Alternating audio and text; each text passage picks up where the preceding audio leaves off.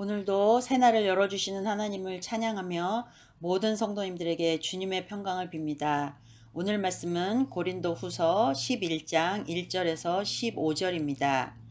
원하건대 너희는 나의 좀 어리석은 것을 용납하라. 청하건대 나를 용납하라. 내가 하나님의 열심으로 너희를 위하여 열심을 내노니 내가 너희를 정결한 처녀로 한 남편인 그리스도께 드리려고 중매함이로다. 그러나 나는 뱀이 그 관계로 하와를 미혹한 것 같이 너희 마음이 그리스도를 향하는 진실함과 깨끗함에서 떠나 부패할까 두려워하노라. 만일 누가 가서 우리가 전파하지 아니한 다른 예수를 전파하거나 혹은 너희가 받지 아니한 다른 영을 받게 하거나 혹은 너희가 받지 아니한 다른 복음을 받게 할 때에는 너희가 잘 용납하는구나. 나는 지극히 크다는 사도들보다 부족한 것이 조금도 없는 줄로 생각하노라. 내가 비록 말에는 부족하나 지식에는 그렇지 아니하니 이것을 우리가 모든 사람 가운데서 모든 일로 너희에게 나타내었노라. 내가 너희를 높이려고 나를 낮추어 하나님의 복음을 값없이 너희에게 전함으로 죄를 지었느냐. 내가 너희를 섬기기 위하여 다른 여러 교회에서 비용을 받은 것은 탈취한 것이라. 또 내가 너희와 함께 있을 때 비용이 부족하였을 때 아무에게도 누를 끼치지 아니하였음은 마게도냐에서 온 형제들이 나의 부족한 것을 보충하였음이라. 내가 모든 일에 너희에게 폐를 끼치지 않기 위하여 스스로 조심하였고 또 조심하리라. 그리스도의 진리가 내 속에 있으니 아가야 지방에서 나의 이 자랑이 막히지 아니하리라. 어떠한 까닭이냐? 내가 너희를 사랑하지 아니함이냐? 하나님이 아시느니라. 나는 내가 해온 그대로 앞으로도 하리니 기회를 찾는 자들이 그 자랑하는 일로 우리와 같이 인정받으려는 그 기회를 끊으려 함이라. 그런 사람들은 거짓 사도요 속이는 일꾼이니 자기를 그리스도의 사도로 가장하는 자들이니라. 이것은 이상한 일이 아니니라. 사탄도 자기를 광명의 천사로 가장하나니 그러므로 사탄의 일꾼들도 자기를 의의 일꾼으로 가장하는 것이 또한 대단한 일이 아니니라. 그들의 마지막은 그 행위대로 되리라. 아멘. 오늘은 하나님이 아십니다라는 제목으로 말씀을 나누겠습니다. 고린도 후서는 바울을 오해하고 비방하는 사람들에게 보내는 그 편지의 특성상 이단과 거짓 교사에 대한 반박과 사도 바울 자신의 사도됨 안에서의 자랑이 많은 부분을 차지하고 있습니다. 특별히 오늘 읽은 본문 11장 1절에서 내일 본문 주일 본문 12장 13절까지를 바울의 바보 연설이라고 부르는데요. 어리석은 자기 자랑의 형식을 가지고 있기 때문입니다. 바울은 1절에서 나의 어리석은 것을 용납하라고 하며 바보 연설을 시작하고 있습니다. 그러나 4절 끝 부분에 보시면 너희가 잘 용납하는구나 라고 고린도 성도들에게 용납이라는 단어를 다시 한번 사용하고 있는데요. 이것은 왜 거짓 사도들이 전하는 가짜 복음은 잘 용납하면서 진짜 하나님의 사도인 나와 내가 전하는 예수의 복음은 용납하지 못하느냐 하고 반어법으로 말하고 있는 것입니다. 사도 바울이 지난주 6장에서 읽은 말씀처럼 그렇게 많은 고난과 어려움 중에도 복음을 위하여 일하는 것은 오늘 2절에 하나님의 열심 때문이라고 합니다. 열심이라는 단어는 헬라어 젤로스라고 하는 말에서 파생되었는데 질투라는 뜻이죠. 이 말은 결혼 관계에서 파생된 말로서 너무 사랑해서 질투한다는 뜻입니다.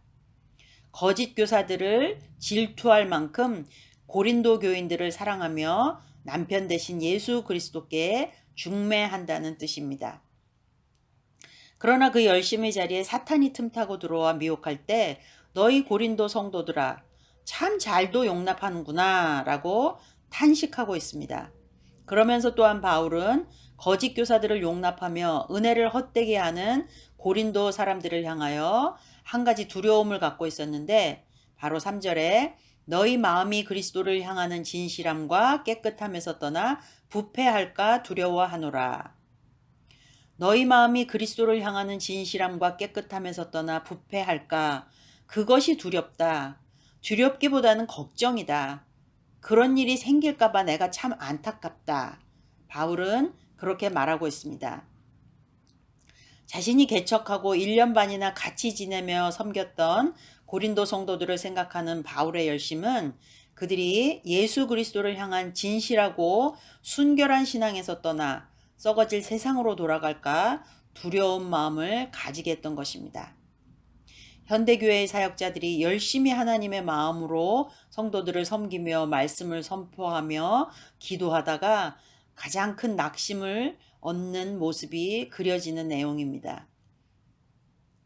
그러나 가장 아픈 경험은 그렇게나 많은 설교를 듣고 하나님을 경험하고도 세상으로 돌아가는, 예수 안에서 머물다가 예수 밖으로 나가버리는 그런 성도들을 바라볼 때 모든 사역자들의 마음은 가장 아픈 경험이 될 것입니다. 퍼스에서 원주민 선교를 하시는 선교사님에게 들은 이야기가 생각납니다.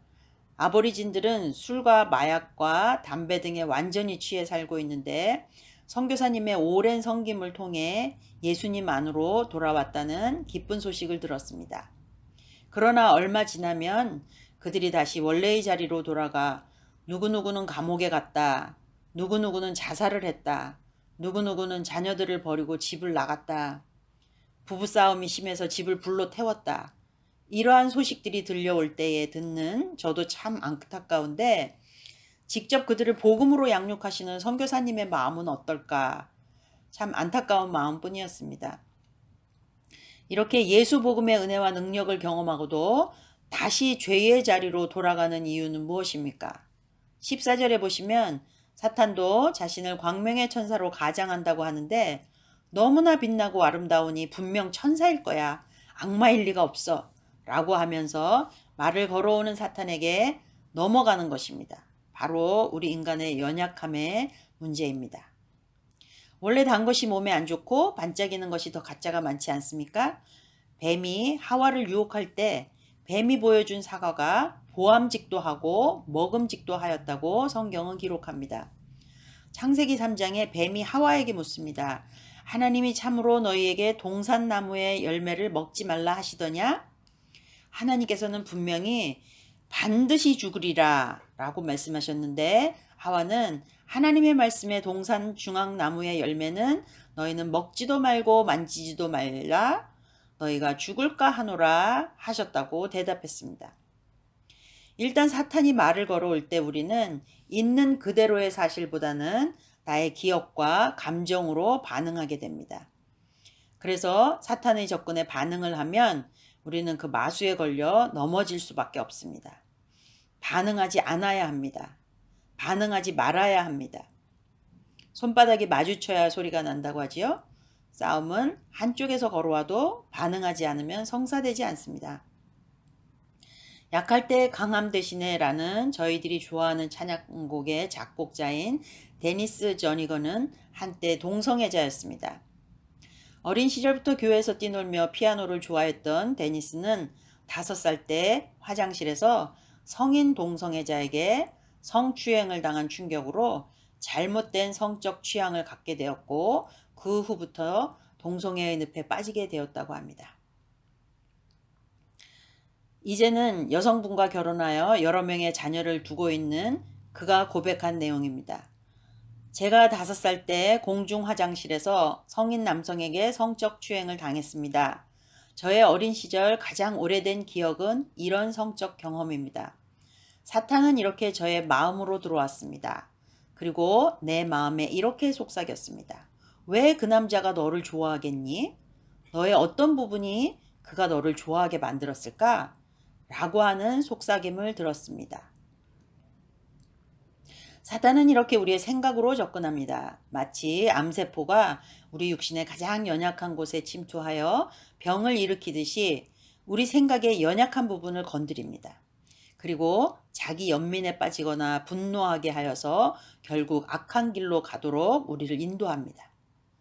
거짓을 추구하는 자들이 광명의 천사로 가장해 여러분에게 말을 걸어올 때에 성령의 도우심으로 잘 분별하여 미혹되지 않으시길 바랍니다.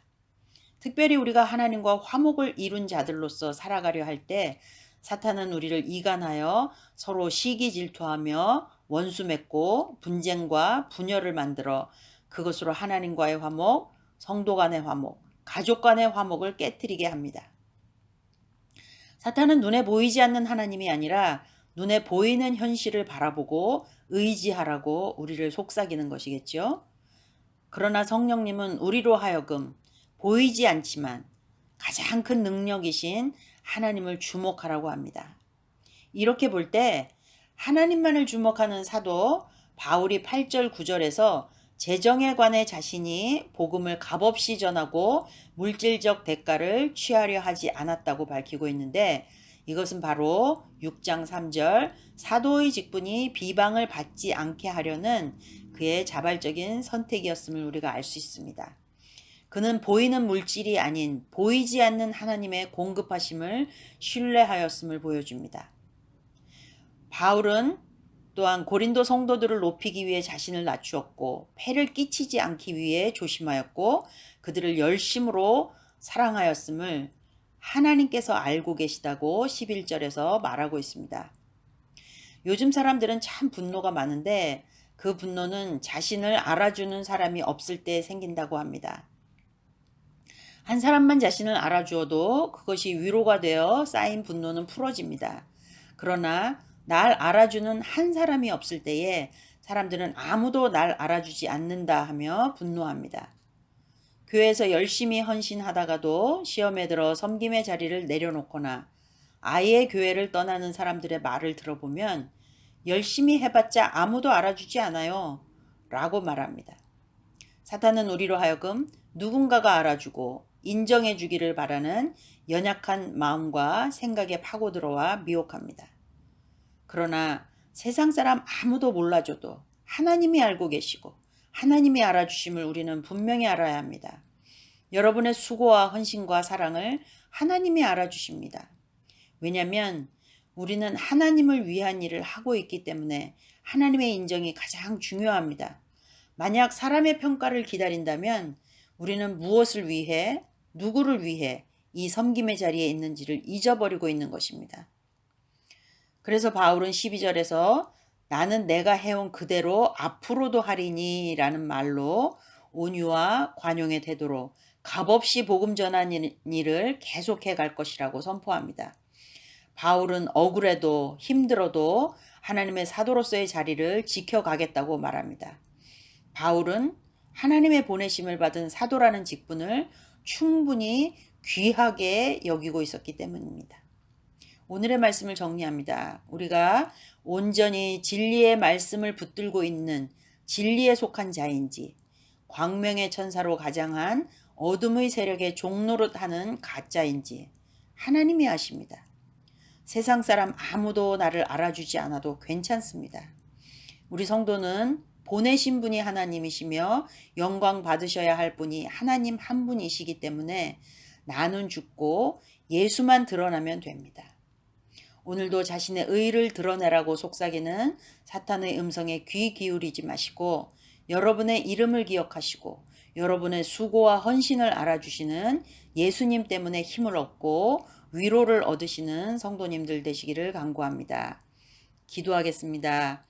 우리의 이름까지도 다 기억하신 바 되신 여호와 하나님을 찬양합니다. 주님을 사랑하는 마음으로 주님의 교회와 지체들을 섬길 때에 우리 안에 위로하시며 힘주시는 주님의 위로의 음성이 날마다 들려지기를 간구합니다.